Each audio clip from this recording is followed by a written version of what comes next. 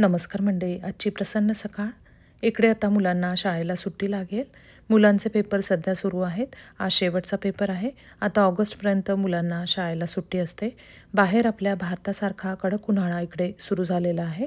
सकाळी 10 नंतरच चांगलं ऊन तापायला लागतं. संध्याकाळी 6 नंतर ऊन उतरतं. त्यामुळे दुपारी बाहेर पडताना काळजी घ्यावी लागते. सकाळी सकाळी लवकर ट्रेलमध्ये फिरायला छान वाटते. आपल्यामधली छोट्या छोट्या गोष्टीत आनंद मिळवण्याची जी एक्साइटमेंट असते त्यालाच आपण पॉझिटिव्हिटी असं म्हणू शकतो. कारण आपल्यातला आनंद, उत्साह हाच आपण किती सकारात्मक आहोत हे दर्शवत असतो.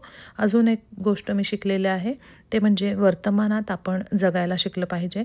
नाहीतर मनाने सारख्या जुन्या गोष्टी आठवून आठवून भूतकाळात आपलं मन असतं, हे आपण सोडून द्यायला हवं. हळूहळू वर्तमानात जगायची सवय स्वतःला लावायला हवी. जर आपण स्वयंपाक करत असू तर पूर्णपणे आपला फोकस त्यावरच हवा. नाहीतर फोनवर बोलता बोलता जर आपण स्वयंपाक करत असू असं म्हणजे करायला नको. आणि ही सवय जर आपण लावून घेतली, म्हणजे वर्तमानात जगायची सवय जर आपण लावून घेतली, तर आपण जे काही काम करत आहोत त्यातला आनंद आपल्याला मिळेल. आणि सकाळी लवकर आवरून मुलगी शाळेत गेल्यानंतर बाहेर ट्रेलमध्ये मी फिरायला जाऊन आले.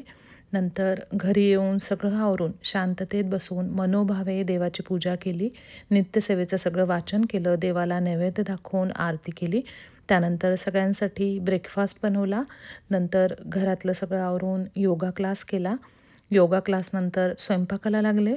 आणि स्वयंपाका जेव्हा करते तेव्हा रामनामाची मंत्र मशीन आहे, तिकडे मंत्र लावून देते आणि तो ऐकत ऐकत स्वयंपाक करत असते.